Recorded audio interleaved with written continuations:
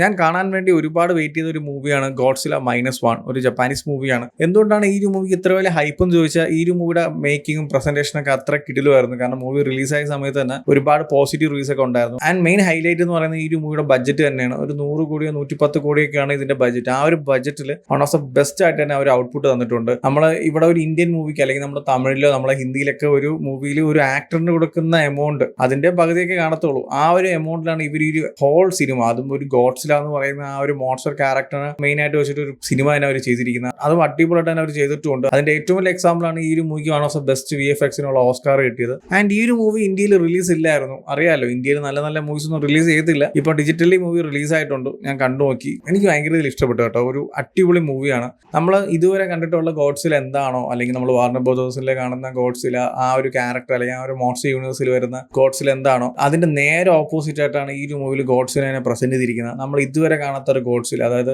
ഗോഡ്സില എന്ന് വെച്ചാൽ ഒരു മോൺസ്റ്റർ ആണ്. സോ മോൺസ്റ്റർ എന്താണോ അതിനെ പക്കയായിട്ട് തന്നെ ഈ മൂവി പ്രസന്റ് ചെയ്യുന്നുണ്ട്. അല്ലാതെ നമ്മൾ ഇത്രകാലം കണ്ടുകൊണ്ട് വന്ന ഗോഡ്സില പോലെ അവന്റെ ഹ്യൂമാനിറ്റീനെയും അല്ലെങ്കിൽ ആൾക്കാരെ സേവ് ചെയ്യുന്നതും കൂടെ നിൽക്കുന്നതും ഫൈറ്റ് എടുക്കുന്നതും മറ്റുള്ള മോൺസ്റ്റേഴ്സിനെ ആ നാട് രക്ഷിക്കുന്ന അങ്ങനത്തെ അല്ല. ആ ഒരു പക്ക മോൺസ്റ്റർ എന്താണ്, ആ ഒരു ഹ്യൂമൻ കൈൻഡിന് തന്നെ ആ ഒരു ഭീഷണിയായിട്ട് നിൽക്കുന്ന മോൺസ്റ്റർ എന്താണോ ആ രീതിയിൽ തന്നെ അവർ പ്രസന്റ് ചെയ്യുന്നുണ്ട്. ഈ ഒരു മൂവിയുടെ സ്റ്റോറി എന്ന് പറയുന്നത്, ഈ ഒരു മൂവിയുടെ സ്റ്റോറി നടക്കുന്ന വേൾഡ് വാർ 2 കാലഘട്ടത്തിലാണ്. സോ ആ ടൈം പീരീഡ് എന്ന് പറയുന്നത് അറിയാലോ, ജപ്പാനിൽ ആറ്റം ബോംബും അങ്ങനത്തെ എല്ലാ പരിപാടിയും കഴിഞ്ഞ് നിൽക്കുന്ന ടൈമാണ്. സോ ആ ഒരു സമയത്താണ് അവിടെ ഒരു ഗോഡ്സിൽ അറ്റാക്ക് വരുന്നത്. സോ പിന്നീട് എന്താണ് നടക്കുന്നത്, അല്ലെങ്കിൽ ആൾക്കാർ എങ്ങനെയാണ് ഇതിനെ ഫേസ് ചെയ്യുന്നത്, അല്ലെങ്കിൽ അവർ എങ്ങനെയാണ് ഈ ഒരു മോൺസ്റ്ററിനെ എതിർത്തിരിക്കുന്നതാണ് ഈ സിനിമ സംസാരിക്കുന്നത്. ആ ഒരു കാലഘട്ടത്തിലുള്ള അവരുടെ വെപ്പൻസും അല്ലെങ്കിൽ മിഷൻസും അല്ലെങ്കിൽ ടെക്നോളജിയും അതൊക്കെ യൂസ് ചെയ്തിട്ട് അവർ എങ്ങനെയാണ് പിടിച്ചിരിക്കുന്നതാണ് ഒരു സിനിമ സംസാരിക്കുന്നത്. ആൻഡ് എടുത്തു വരേണ്ട കാര്യം ഇതിന്റെ പ്രസന്റേഷൻ തന്നെയാണ്. നമ്മൾ ഇതുവരെ കണ്ടിട്ടുള്ള ഗോഡ്സില മൂവ്സിൽ എന്നൊക്കെ പറയുമ്പോൾ മെയിൻലി ആ ഒരു ഗോഡ്സില അല്ലെങ്കിൽ ആ ഒരു മോൺസ്റ്ററിനെ മാത്രം ഹൈലൈറ്റ് ചെയ്തിട്ട് ബാക്കി ഹ്യൂമൻ ക്യാരക്ടേഴ്സിനൊക്കെ സൈഡായിട്ടാണ് പോകുന്നത്. പക്ഷെ ഇവിടെ വരുമ്പോൾ ഗോഡ്സിലിനെ പക്ക മോൺസ്റ്റർ ആയിട്ട് തന്നെ കാണിക്കുന്നുണ്ട്. അതിൻ്റെ കൂടെ തന്നെ ഒരു അടിപൊളി സ്റ്റോറി ലൈൻ ഉണ്ട്, ഒരുപാട് കിടിലൻ ക്യാരക്ടേഴ്സ് ഉണ്ട്. സോ അതിന്റെയൊക്കെ പ്രസന്റേഷൻ അടിപൊളിയാണ്. ഈക്വൽ ഇമ്പോർട്ടൻസ് ആണ് എല്ലാത്തിനും. അല്ലാതെ ഹ്യൂമൻ ബീങ്സിനെ സൈഡാക്കിയിട്ട് ആ ഒരു മോൺസ്റ്റേഴ്സിനെ മാത്രം എടുത്ത് സംസാരിക്കുന്ന രീതിയിലല്ല ഈ മൂവി പ്രസന്റ് ചെയ്തിരിക്കുന്നത്. സോ അതുകൊണ്ട് തന്നെ ആ ഒരു കാര്യം എനിക്ക് ഭയങ്കര ഇഷ്ടപ്പെട്ടു. കാരണം എല്ലാ കാര്യത്തിലും ആ ഒരു പ്രസന്റേഷൻ ആയാലും ആ ഒരു മേക്കിംഗ് ആയാലും ആ ഒരു ക്യാരക്ടർ ആർക്കായാലും അല്ലെങ്കിൽ ആ ഒരു എൻവയോൺമെന്റ് ആയാലും അല്ലെങ്കിൽ ഗോഡ്സിലെ അറ്റാക്സിന്റെ കാര്യങ്ങളായാലും എല്ലാം പക്ക അടിപൊളിയായിട്ട് തന്നെ കാണിക്കുന്നുണ്ട് ഈ സിനിമയിൽ. ആ ക്യാരക്ടേഴ്സ് എന്ന് പറയുമ്പോൾ ചുമ്മാ ഒരു ഹ്യൂമൻ ബീങ്സ് ആയിട്ട് അങ്ങ് കൊണ്ട് നിർത്തിയിരിക്കുകയല്ല. ആ ഒരു ക്യാരക്ടേഴ്സ് ആയിട്ടുള്ള ഇമോഷൻസ് നമുക്ക് കണക്ട് ചെയ്യുന്നുണ്ട്. അവരുടെ സ്റ്റോറിയായിട്ട് നമുക്ക് നല്ല രീതിയിൽ കണക്ട് ചെയ്യാൻ പറ്റുന്നുണ്ട്. അവരുടെ അപ്പോഴത്തെ സിറ്റുവേഷൻ, അതായത് ആ ഒരു ഗോഡ്സിലെ അറ്റാക്ക് ഒക്കെ വരുമ്പോൾ അവർ ഫേസ് ചെയ്യുന്ന കാര്യങ്ങളും. ആൻഡ് വേറൊരു കാര്യം എന്ന് വെച്ചാൽ ഈ ഒരു മൂവിക്ക് ഓസ്കാർ കിട്ടിയത് വൺ ഓഫ് ദ ബെസ്റ്റ് VFXനാണ്. സോ നമ്മുടെ മൂവി സ്റ്റാർട്ട് ചെയ്യുമ്പോൾ ആ ഒരു ഗോഡ്സിലയുടെ എൻട്രി എന്നൊക്കെ പറയുന്നത് ശരിക്കും പറഞ്ഞാൽ പെട്ടെന്ന് നമ്മൾ കാണുമ്പോൾ ഇതാണോടാ ഗോഡ്സില എന്ന് നമ്മൾ ചിന്തിച്ചു. കാരണം നമ്മൾ പണ്ട് യൂട്യൂബിലെല്ലാം നമുക്ക് കാണാൻ കിട്ടും ഈ പണ്ട് 80s-ലും 70s-ലും ആ 90s-ലൊക്കെ ഉണ്ടായിരുന്ന ഗോഡ്സില മൂവ്സിലെ ഗോഡ്സില എങ്ങനെയാണെന്നൊക്കെ കാണിക്കുന്ന ഒരുപാട് ക്ലിപ്പൊക്കെ ഉണ്ടല്ലോ. അങ്ങനെയാണ് ഈ ഒരു മൂവിയുടെ സ്റ്റാർട്ടിങ്ങിൽ ഗോഡ്സില വരുന്നത്. സോ ഇത് കണ്ടപ്പോൾ ഞാൻ ടോട്ടലി അങ്ങ് ഫെഡായി.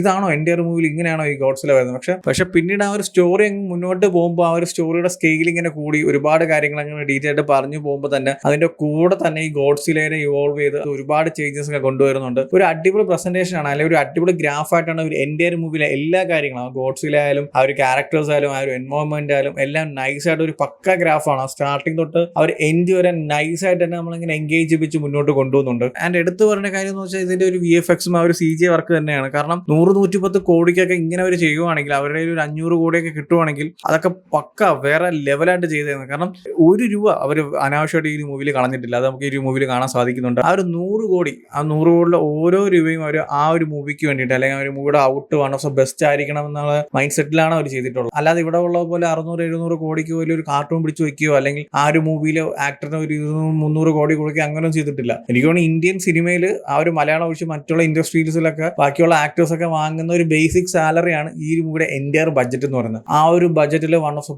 ബെസ്റ്റ് ആയിട്ട് തന്നെ സിനിമ പ്രസന്റ് ചെയ്തിട്ടുണ്ട്. ഞാൻ ഒരിക്കലും പറയുന്നില്ല ഈ ഒരു movie one of the best Godzilla മൂവിയാണ് അല്ലെങ്കിൽ അല്ലാതെ one of the best monster യൂണിവേഴ്സിലെ മൂവിയാണ്, അങ്ങനെയൊന്നും ഞാൻ പറയുന്നില്ല. പക്ഷേ ഈ ഒരു മൂവി കാണുമ്പോൾ ഒരു അടിപൊളി എക്സ്പീരിയൻസ് തന്നെയാണ്. ഇതൊക്കെ ഒരു തിയേറ്ററിൽ കാണാനുള്ള സ്റ്റഫായിരുന്നു, പക്ഷെ കാണാനുള്ള ഭാഗ്യമില്ല. കാരണം നിങ്ങൾ ഇതുവരെ കണ്ടിട്ടുള്ള ഗോഡ്സില മൂവ്സിലെ ഗോഡ്സില എന്താണോ അല്ലെങ്കിൽ ആ ഒരു പ്രസന്റേഷനോ ആ ഒരു സ്റ്റോറി ലൈനൊക്കെ എന്താണോ അതിന്റെയൊക്കെ നേരെ ഓപ്പോസിറ്റ് ആയിട്ട് ഒരു പക്ക മോൺസ്റ്റർ, അതായത് ഒരു ഹ്യൂമൻ കൈൻഡ് തന്നെ എതിരെ നിൽക്കുന്ന അല്ലെങ്കിൽ ഒരു നാട് മൊത്തത്തിൽ ഇല്ലാതാക്കാൻ പറ്റിയ ഒരു മോൺസ്റ്റർ ആണ് ആ മുമ്പിൽ നിൽക്കുന്നത്. സോ അതിനെ അടിപൊളിയായിട്ട് തന്നെ അവർ പ്രസന്റ് ചെയ്തിട്ടുണ്ട്. ഈ ജപ്പാനുകാർക്കൊക്കെ ഈ ഒരു ഗോഡ്സില എന്ന് പറയുന്ന അവരുടെ ട്രഡീഷൻ അല്ലെങ്കിൽ അവരുടെ ഒരു കൾച്ചറിലുള്ള ഒരു ക്യാരക്ടറാണ്. സോ അതിനൊക്കെ പക്ക മോൺസ്റ്റർ ആയിട്ടോ, അതായത് അത് ഭയങ്കര ഹെൽപ്പ് മെന്റാലിറ്റി ഉള്ള ഒരു ഗോഡ്സിലായിട്ടോ അല്ലെങ്കിൽ ഒരു നന്മപരമായിട്ടോ കൂടെ വന്ന് ഫൈറ്റ് ചെയ്യണം അങ്ങനെയൊന്നുമല്ല. പക്ക മോൺസ്റ്റർ എന്താണോ ആ രീതിക്ക് തന്നെ ആ ഒരു മൂവിയുടെ സ്റ്റാർട്ടിങ് തൊട്ട് എൻഡ് വരെ ആ ഒരു ലെവലിൽ പിടിച്ചിട്ടാണ് ആ ഒരു ക്യാരക്ടറിനെ പ്രസന്റ് ചെയ്തിട്ടുണ്ട്. ആ ഒരു ക്ലൈമാക്സ് കുറെ കിട്ടില്ല സീക്വൻസ് ഉണ്ട്. ഇതൊക്കെ നമ്മൾ ഞെട്ടിപ്പോകും. കാരണം ഒരു 100-110 കോടിക്കാണ് അവർ ഈ ഒരു മൂവി ചെയ്തു വെച്ചിരിക്കുന്നത് പറയുമ്പോൾ, കാരണം അങ്ങനത്തെ രീതിയിലാണ് ഈ ഒരു മൂവിയുടെ ക്യാരക്ടേഴ്സും ആ ഒരു ഗോഡ് ഗോഡ്സിലെയും ആ ഒരു എൻറ്റയർ മൂവി പ്രസന്റ് ചെയ്തിരിക്കുന്ന ഒരു കിഡിലെ എക്സ്പീരിയൻസ് ആണ് ഈ ഒരു മൂവി എന്ന് പറയുന്നത്. തീർച്ചയായിട്ടും എല്ലാവരും കണ്ടു നോക്കുക, എല്ലാവർക്കും ഇഷ്ടപ്പെടും. ആ രീതിയിലാണ് ഇതിന്റെ പ്രസന്റേഷനും മേക്കിങ്ങും എല്ലാം വന്നിരിക്കുന്ന ഒരു കിഡിലൻ ക്വാളിറ്റി സ്റ്റഫാണ്. ഒരിക്കലും മിസ് ചെയ്യരുത്, എല്ലാവരും കണ്ടു നോക്കുക. സോ ഓൾറെഡി ഈ ഒരു മൂവി കണ്ടവരാണെങ്കിൽ നിങ്ങൾ ഒപ്പീനിയൻസ് എന്താ വെച്ചാൽ കമന്റ് ചെയ്യൂ. വീഡിയോ ഇഷ്ടപ്പെട്ടാൽ ലൈക്ക് ചെയ്യൂ, ഷെയർ ചെയ്യൂ. ഇതുപോലത്തെ കൂടുതൽ വീഡിയോസിന് ചാനൽ സബ്സ്ക്രൈബ് ചെയ്യൂ. Thank you so much.